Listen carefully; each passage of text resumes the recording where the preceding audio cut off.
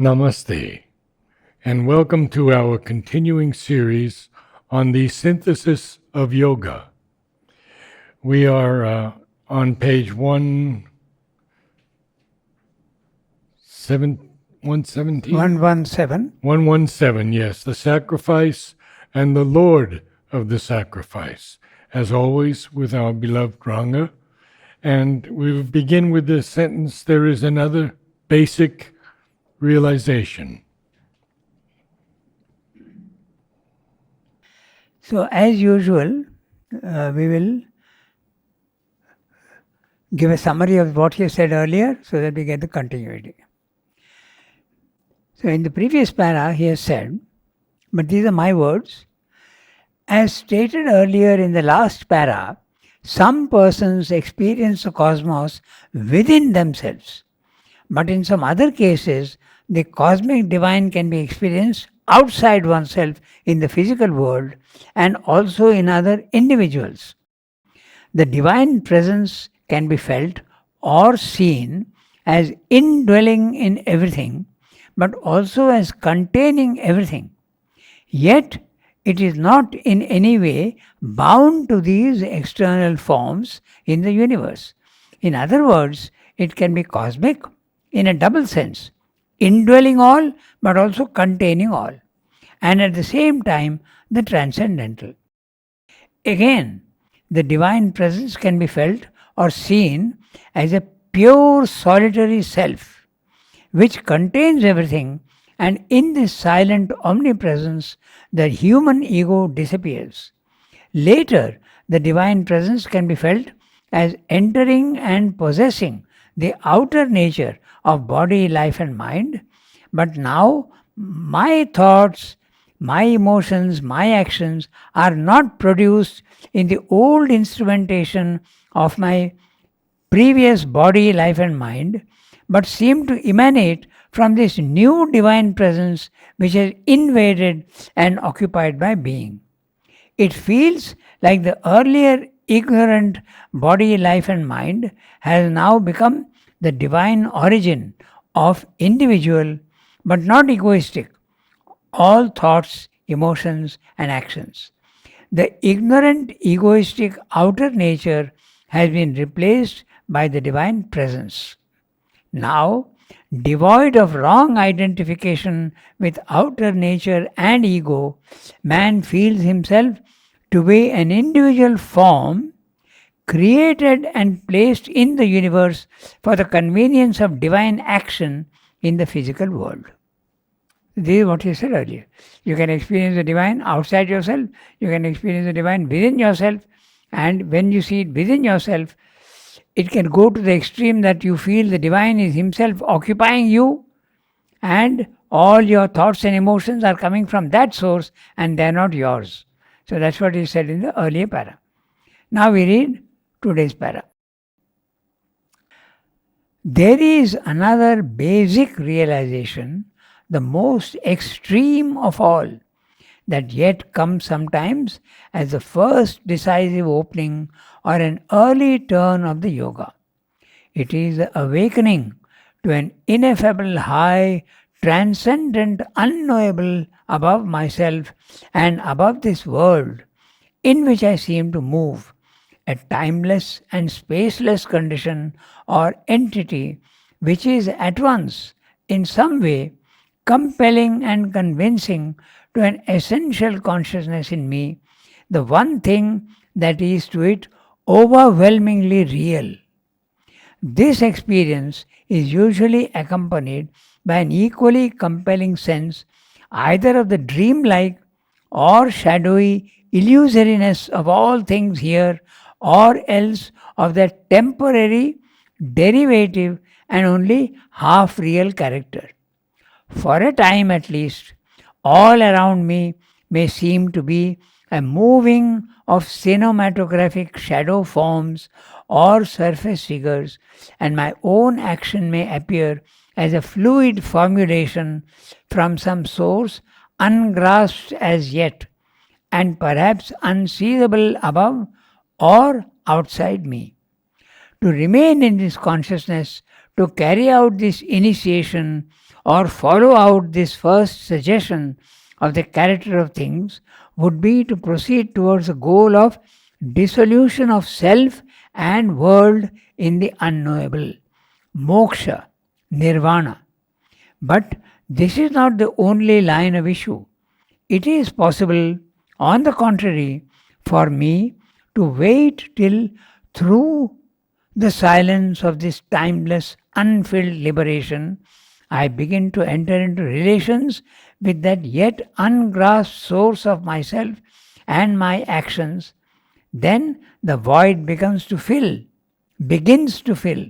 There emerges out of it, or there rushes into it, all the manifold truth of the divine, all the aspects and manifestations and many levels of a dynamic infinite. At first, this experience imposes on the mind and then on all our being an absolute, fathomless, almost an abysmal peace and silence. Overpowered and subjugated, stilled, liberated from itself, the mind accepts the silence itself as the supreme.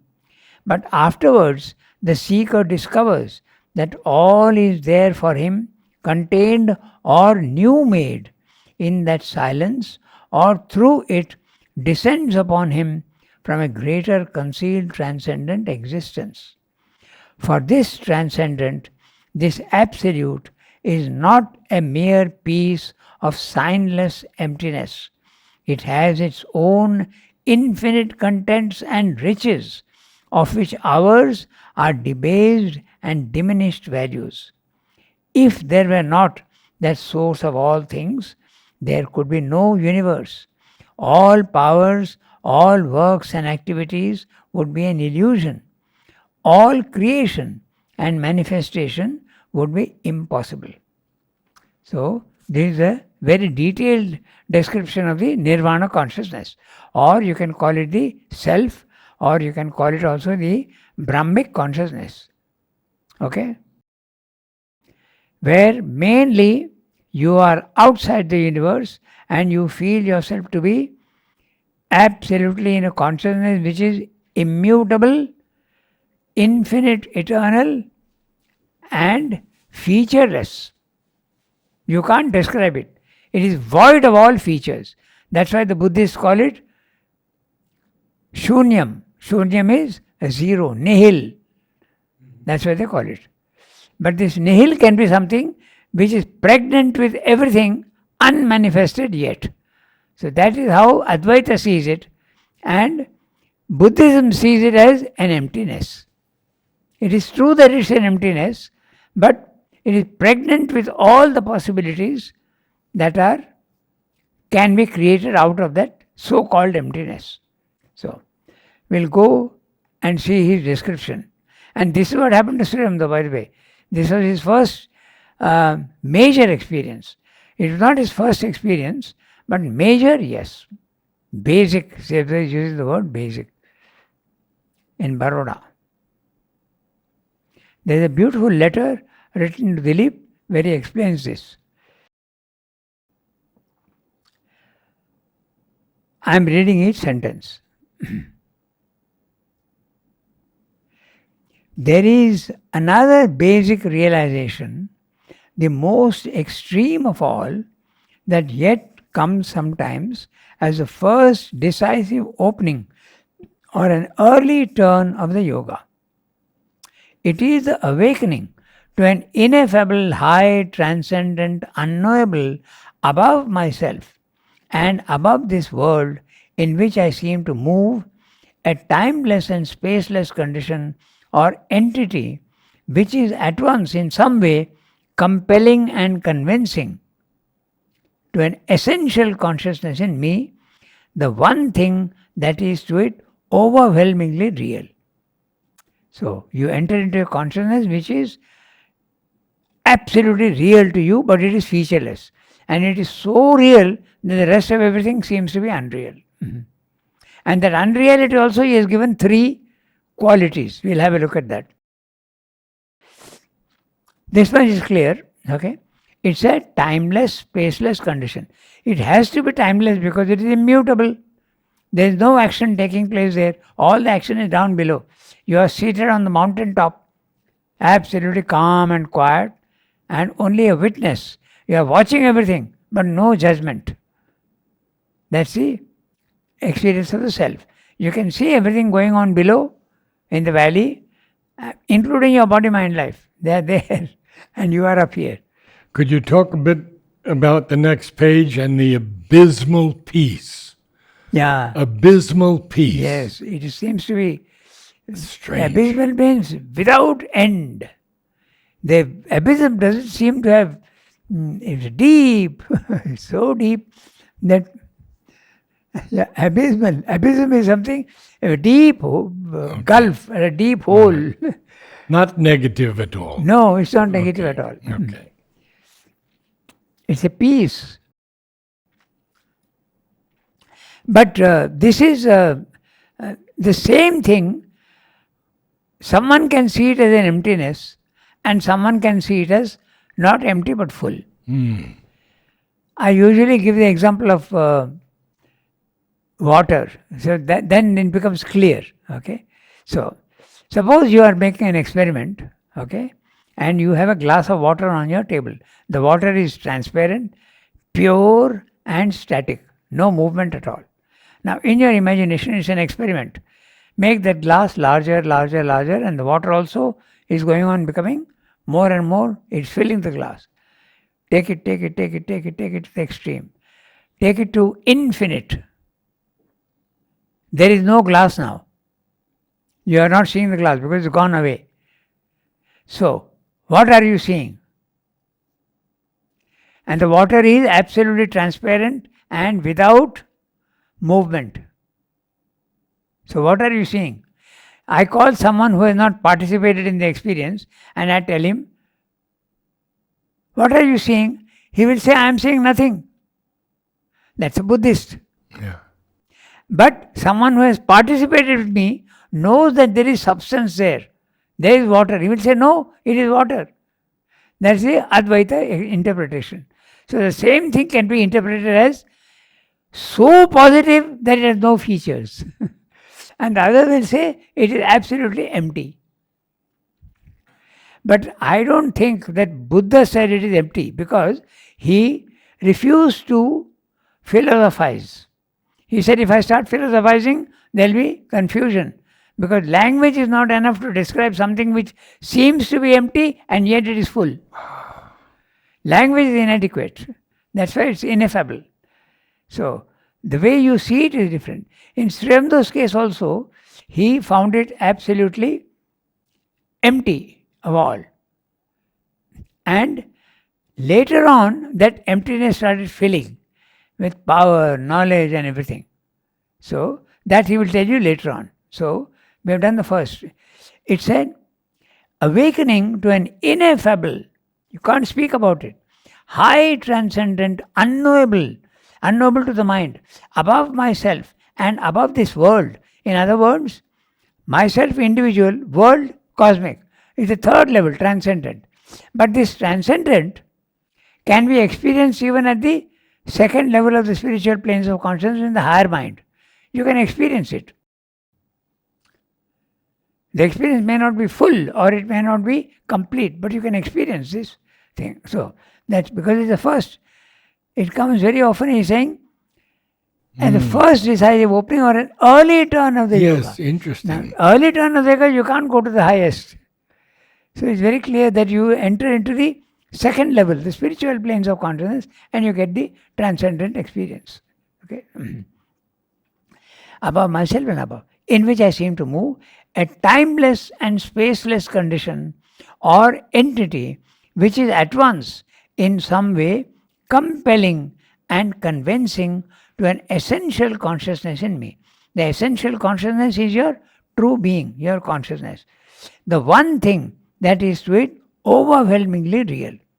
And usually, this experience is usually accompanied by an equally compelling sense either of the dreamlike or shadowy illusoriness of all things here, or else in that temporary, derivative, and only half real character. He has given 3 descriptions. Dream-like. When you wake up, the dream is unreal. So that's a dream-like. It is only a fleeting.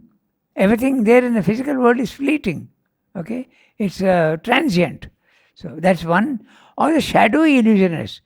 It's like seeing only the silhouette. So that's one thing. And then the last one is temporary, derivative, and only half real character. It is real, unreal. That is Shankara's description. It is real, unreal.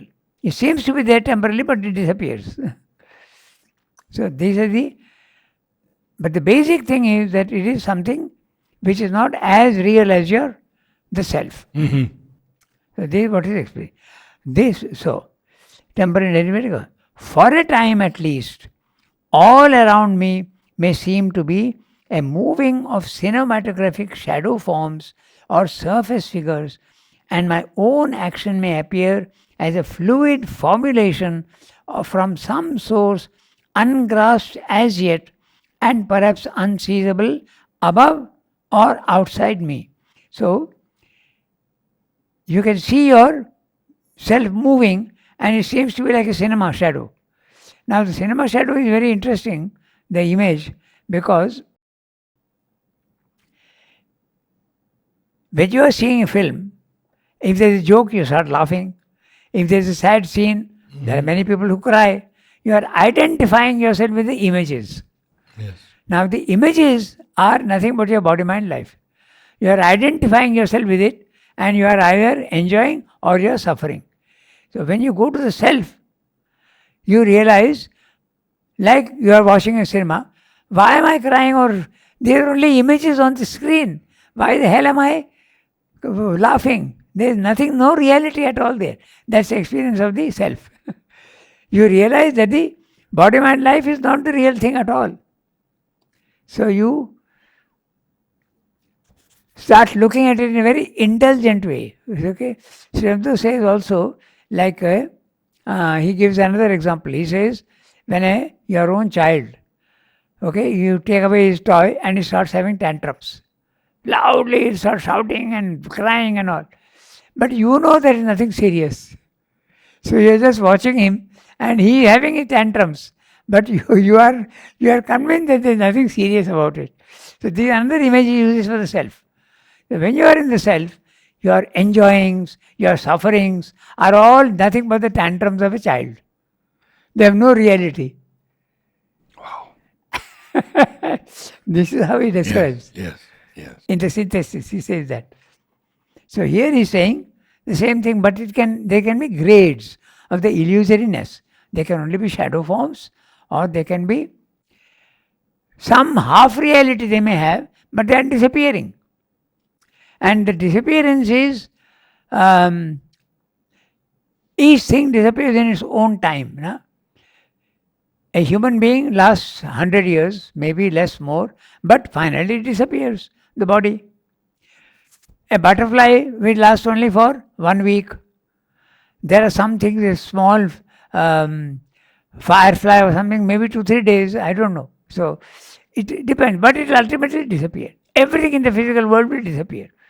So that's why it seems to be he's using the words, for a time at least, all around me may seem to be a moving of cinematographic shadow forms or surface figures, and my own action may appear as a fluid formulation of some source ungrasped as yet and perhaps unseizable above or outside me. In other words, I am not acting, but the body is going on acting. Someone is making it act. Who is making it act? Ungrasped. You don't know still.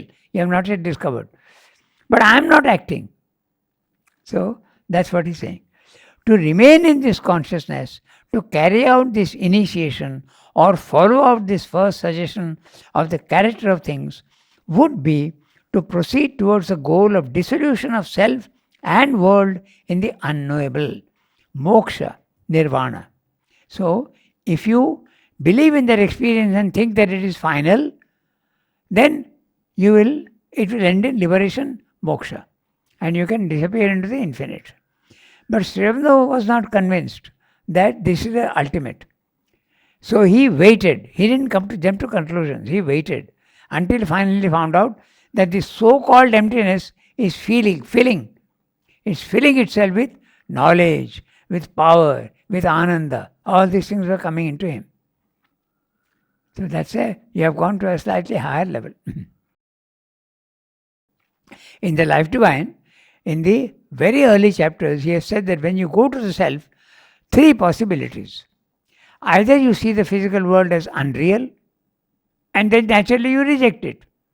That's a Buddhistic solution and the Mayavadic solution. Don't worry about the world, it is transitory, it is unreal. So go to the reality. That's one experience. The other is you have the cosmic consciousness. When you go to the self, you have the cosmic consciousness. Several have had that experience. They see the world as real and you don't reject it. Okay? That's another one. Or you may see it as unreal. This is Sri Aurobindo's experience, and yet he did not jump to the conclusion that it is unreal. He said, I will wait patiently and see. And then he found that behind the illusoriness of the world, the shadow-like forms, there is a reality hiding behind the apparent shadow. The shadows are only apparent. These three possibilities are there. In Life Divine, he has mentioned in very short. Okay, so that's what he is describing the consciousness of the self. To remain in this consciousness, to carry out this initiation or follow out this first suggestion of the character of things, would be to proceed towards the goal of dissolution of self and world in the unknowable. Moksha, nirvana. This is the Buddhistic solution. No more pain, no more suffering. You escape and go back to the source from where you came. But this is not the only line of issue. So Sri Aurobindo says there can be another reality, and that's a integral yoga and integral philosophy of his. Go even higher up. Why do you stop at the second level? Go to the third level. That's what he's saying. But this is not the only line of issue. It is possible, on the contrary, for me to wait till through the silence of this timeless, unfilled liberation. Note the unfilled liberation. You are free, but it is unfilled. It is empty. Mm-hmm. Okay? I begin to enter into relations with that yet ungrasped source of myself. Oh, all the action is coming from there. Now I know what that is, he says. And that's the supermind. I begin to enter into relations with that yet ungrasped source of myself and my actions. And then the void begins to fill. There emerges out of it, or there rushes into it, all the manifold truth of the divine, all the aspects and manifestations and many levels of a dynamic infinite. Now it is dynamic infinite. Earlier it was static infinite. Now it is dynamic infinite. If you go higher up, the dynamic aspect comes into play. At first, this experience imposes on the mind and then on all our being an absolute, fathomless, almost an abysmal peace and silence. So, first he said it's in the mind, then he's saying later on all our being. So what he means is that the vital also becomes calm and quiet. But in the beginning, the mental Purusha realizes that it is outside the body-mind life and it is calm, liberated. But down there, your body is also acting, and who is making it act? Universal nature, like a machine. And your vital also is acting through the universal prana.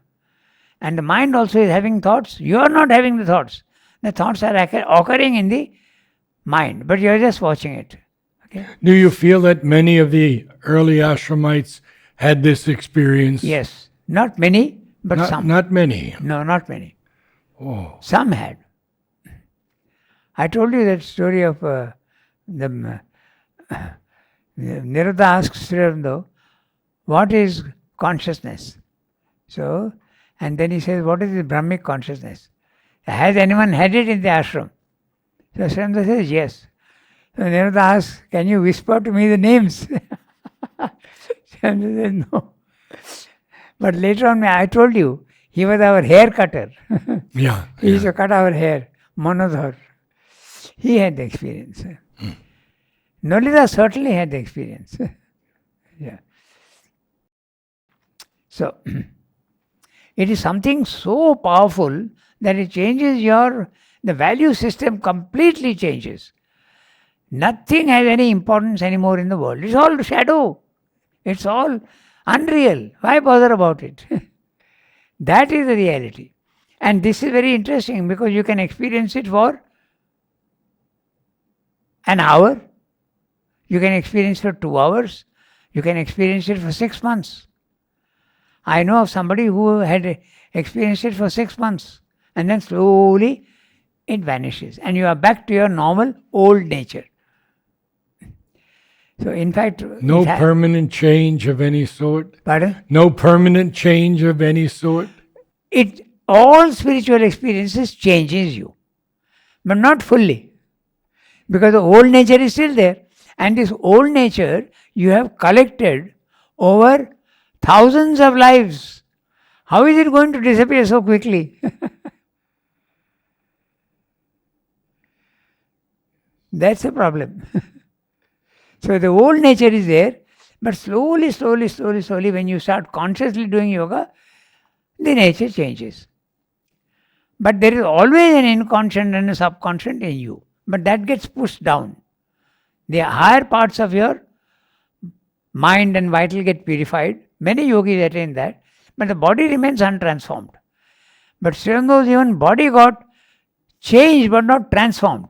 Transformed means it will become a divine body. It was a biologically formed body, but with tremendous changes. Srirango's body was completely, I told you, his color changed. Yes, that story of Purani, when he meets him, says, what has happened to you? And Sri Aurobindo points to Purani's beard. What happened to you? What happened to you? He wouldn't say any more. This is Srirango's sense of humor. He used to always do that. Okay? I'll give you 3 examples of his sense of humor. When he was a 3-year-old child, okay, he had an uncle and he used to call him Big Uncle, because in India we have several uncles. So you say Bado Mama, Choto Mama, Mejo Mama, okay? Big uncle, small uncle, medium uncle. So you have all these words. So this was a man, he was Bado Mama. Bado Mama means big uncle, okay? I'm telling you because in Bengali, Bado Mama. So this Bado Mama one day was teasing and playing with Sri Aurobindo when he was 3-year-old, okay? And he showed him a mirror and says, Choto Oro. Choto Oro means small Oro. And he showed the picture, the reflection in the mirror and said, Choto Bandor. Bandor means monkey. You are the Choto Oro, you are the small Oro, and this is the small monkey. He showed him. Now this 3-year-old, he takes that mirror and shows it to his Bado Mama and says, Bado Mama, Bado Bandor. Big uncle, big monkey. So that is the sense of humor at the age of 3. Okay, 3 or 4, whatever. Okay, so then there is the other case also where he turns the thing round. Gandhi's son came to see him, if you remember. Okay, he came to see him and he saw Sri Aurobindo smoking. He used to smoke cigars. Yes. Around 1920, this was. But mother took a cigar out of his mouth one day. I don't know that. Yeah, I heard that. And then he never smoked again. He felt that mother does not like it. That's what I have heard. Uh-huh. And so he stopped automatically. Stopped eating meat and as well as smoking or drinking. So this Gandhi's son came and asked him, why are you attached to smoking? So Sri Aurobindo countered him and said, why are you attached to non-smoking? Attachment is the problem. Whether it is this or that is not the problem. So you see, this is exactly what it is Purani also. Yes. Purani said, what has happened to you? Because first time when he had seen Sri Aurobindo, he was dark, like an average Bengali. Maybe even less than average. Maybe he was quite dark. But he had completely become a golden color. Okay, when we used to see him, it was like that. And this was not a color like, the Westerners, what you call the white race. It's not like that. It was absolutely a mellow golden color, like you have more or less in the Kashmiri color. In the north of India, many people have this type of the beautiful fairness. So that was his. So then Srimata asked, because he had grown a beard. Purani had grown a beard. So he said, what has happened to you? So that was the. And that was the time when he said that India will be free. He what? India will be free. Ah, No, that was the first time, sorry, not the second time. okay. This was the second time. And the first time he told him that I want to learn bomb making from you Yes. because of the Alipur bomb case. But Srimata said, no, there's no question of bomb. Why do you want to make bombs? So he said, I want to free my country. So he said, that don't worry about it. The British will go away by themselves. They don't need to, you don't need to do anything. He forecast that in 1920. And 1922, when he came back next time, Srivadeva changed his color. And there is a detailed description of the changes in his body. Srivadava's. First of all, he never used oil in his hair, but it always seemed slick and always oiled, well oiled, not dry. So that was because of the yoga. Then the color of his teeth changed. The color of his toenails, the shape of his toenails changed. He noted all these things. The saliva started tasting something different. So these are the body changes that occur after yoga. Wow. He has noted all these things in the record of yoga. Champakala must have paid close attention also. Pardon? Champaklal must have paid close attention. Yeah, but he wouldn't have. He would have seen the change of the color. Yeah. But the teeth and the nose, Yeah, I don't know if he has seen. Yeah. But Srivadava used to, Champaklal used to cut his nails and toenails. Yes. And when he used to comb the hair, all the hair that used to be there, he used to collect everything. Those are the relics that go out. Yes. And he used to very meticulously, he would collect all that, put the date, and put in small boxes. Such was his devotion. So, this is the experience of the Brahmic consciousness, the self, nirvana. Okay? But Srivadeva is saying that it need not be static at that. You can go beyond it. And the so-called emptiness can fill with other things. Okay? So, overpowered and subjugated, stilled, liberated from itself, the mind accepts the silence as the supreme. That is what he means is, it is so satisfying that you think that that's the ultimate. So most people are satisfied with that. The Buddhists are satisfied with that. No more suffering. That's enough for me. I am liberated. I can go back to where I came from. Accept the silence itself as the supreme. There is nothing beyond that. But afterwards, the seeker discovers that all is there for him, contained or new made in that silence, or through it descends upon him from a greater concealed transcendent existence. So, that is Srivadava's experience. For this transcendent, this absolute is not a mere piece of signless emptiness. It is not an emptiness. It's a fullness without features. That's why we discussed the water and the emptiness, the transparent water. Okay, so it's only an image to explain this. It has its own infinite contents and riches, of which ours are debased and diminished values. Ours means our values. We have a mind, but the mind is debased. It is diminished value. Mind is powerful. Man's mind is powerful. It can invent the TV, it can invent the radio, it can invent the mobile. The animal can't do that. So man's mind is a powerful tool, but it is nothing compared to the supermind. That's what is a diminished value. Our vital is also powerful. It can do so many things. Okay, if you are a vital person, you can build an empire. Alexander, Napoleon, they're vital beings. But compared to the supreme energy of the divine, it is nothing. That's why he's saying diminished values. Okay, it has its own contents and riches, of which ours are debased and diminished values. If there were not that source of all things, there could be no universe.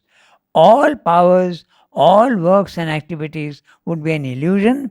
All creation and manifestation would be impossible. So, he's saying this in different words, but there are three levels. Level 1, our body, mind, life. Level 2, the spiritual planes of consciousness, including the nirvana consciousness. But there the world is disappearing. So you have to go to the third level to see that what is disappearing is not really disappearing.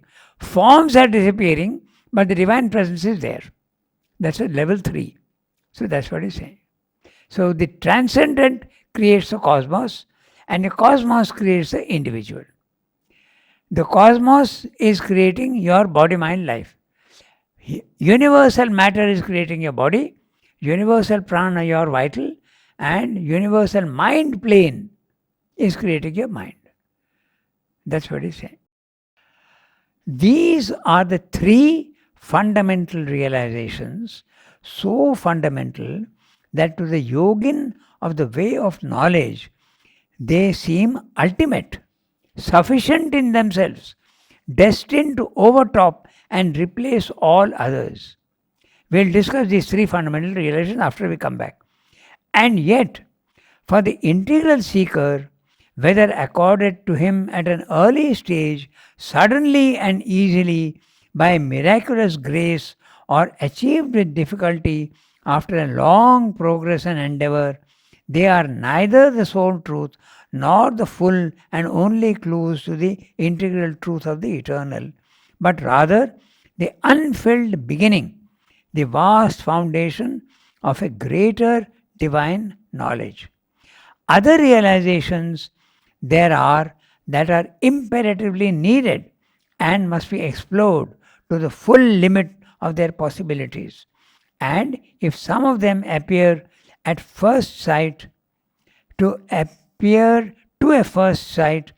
cover only divine aspects that are instrumental to the activity of existence, but not inherent in its essence, yet when followed to their end through that activity to its everlasting source, it is found that they lead to a disclosure of the divine, without which our knowledge of the truth behind things would be left bare and incomplete. These seeming instrumentals are the key to a secret without which the fundamentals themselves would not unveil all their mystery. All the revelatory aspects of the divine must be caught in the wide net of the integral yoga. So, we'll see what are instrumental, what are the fundamentals, and what are the three fundamental realizations. So, what are the three fundamental realizations? The individual, the cosmic, and the transcendent. You can experience the divine within yourself. You can experience the divine in the cosmos, or you can experience the divine in the transcendent, which is the nirvana.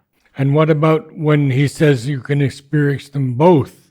Yeah, that can happen, but it's very rare. It's very rare. Even for Srimda it did. Mother had the experience of the divine within herself. But Srimda had the divine, transcendent divine. That's why he introduced the psychic element long afterwards in the synthesis. Okay, so whereas in the jail, he had the experience of Sri Krishna, guiding him in everything. He says in the Uttarpada speech, he says that the bars which were my cell had bars, iron bars. That is Sri Krishna guarding me. He goes out into the compound, he sees Sri Krishna in the tree, giving him shade. So it's a marvelous experience in jail. And then he was taught about the supramental. Yes, by Vivekananda, Vivekananda. who came to him in Yes. a subtle body and explained to him all about the supermind. So, these are the three fundamental realizations, so fundamental that to the yogin of the way of knowledge, they seem ultimate. Any one that you experience, you feel that there is nothing more. It is so convincing. Okay? That's why they stop. They seem ultimate, sufficient in themselves, destined to overtop and replace all others. This is what normally you feel.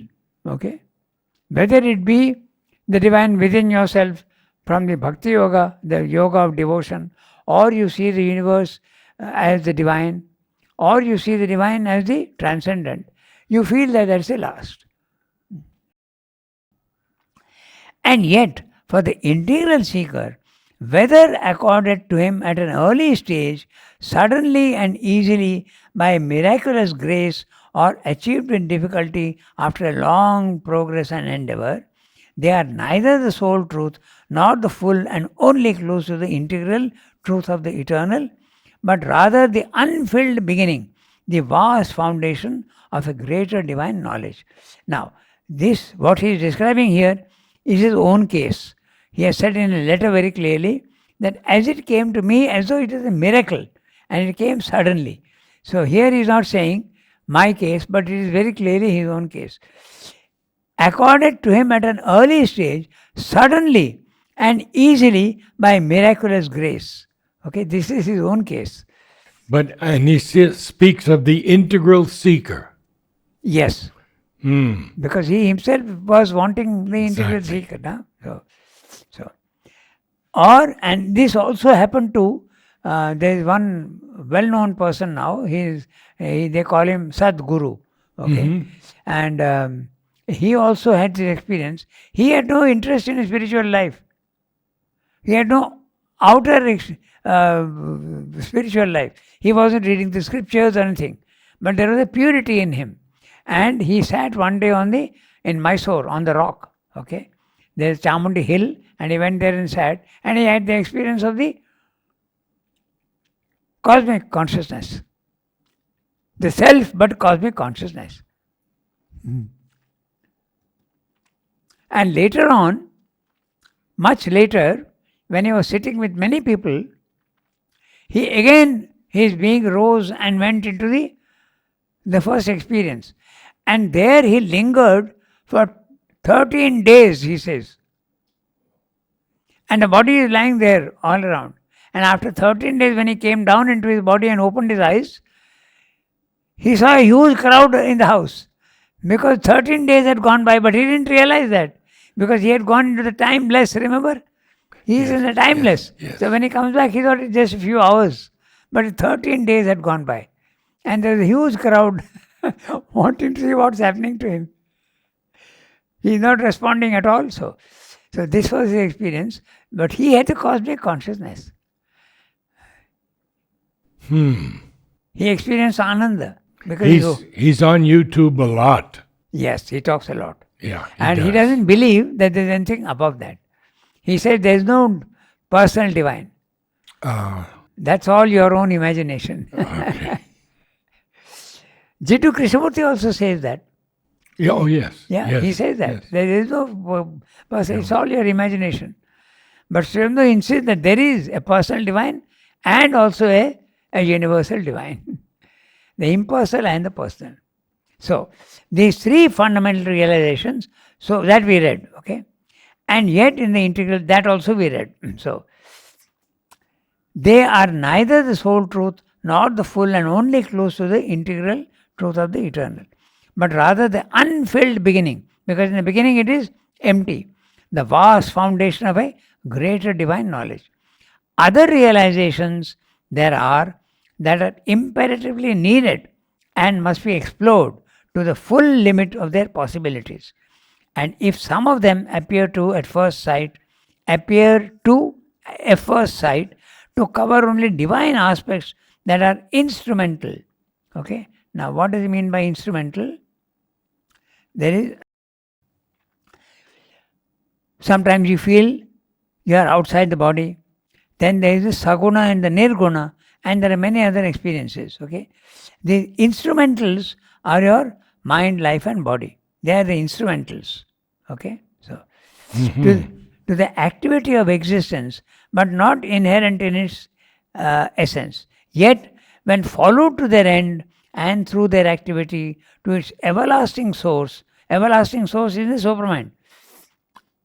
You can have the experience of supermind temporarily even lower down in the second level. It is found that they lead to a disclosure of the divine without which our knowledge of the truth behind things would be left bare and incomplete. These seeming instrumentals are the key to a secret without which the fundamentals themselves, okay, the fundamentals are Sat, Chit, Ananda. And the instruments are body, mind, life. And there is a connection between them. That you don't realize unless you go to the third level. When you go to the third level, you realize Sat, the subtle substance, becomes your gross body. The Chit Shakti, the consciousness, becomes your vital.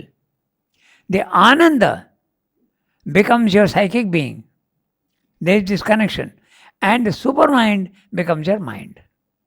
So the divine quaternary becomes these things in the bottom. There is a connection. The Ananda becomes your psychic being. Psychic being. That's right. So the Sat becomes the body. Consciousness becomes the vital. Chit Shakti becomes the vital. Ananda becomes the psychic being. And the supermind becomes your mind. So these are what he calls the instrument. And these things are not experienced in the nirvana consciousness. They are not experienced. That's why they reject the physical world. But when he goes up, he sees that the fundamentals are related to the instrumentals. So you would have to go higher than they reach. Yes. To have these fundamentals. That's right. But he's saying that it is so satisfying that they don't want to go higher. He had to wait. That's what he's saying. Okay? So he's using the words instrumentals and fundamentals. The Nirvana, the Buddhists and the Mayavadis are rejecting the instrumentals. Body, mind, life are temporary. They'll disappear. But Srimad is saying no. They are expressions and debased values of the fundamentals. The fundamentals of Sat, Chit, Ananda, they become the body, mind, life. That's what he's saying. All the revelatory aspects of the divine must be caught in the wide net of an integral yoga. So you have to realize that everything is the divine. Transcendent, cosmic and individual. And even here, that which seems to be incomplete is a reflection of the highest fundamentals. The instruments are not unreal. They are shadow forms or imperfect forms of the higher. That is what he's saying. We can stop here today. Okay. Namaste all.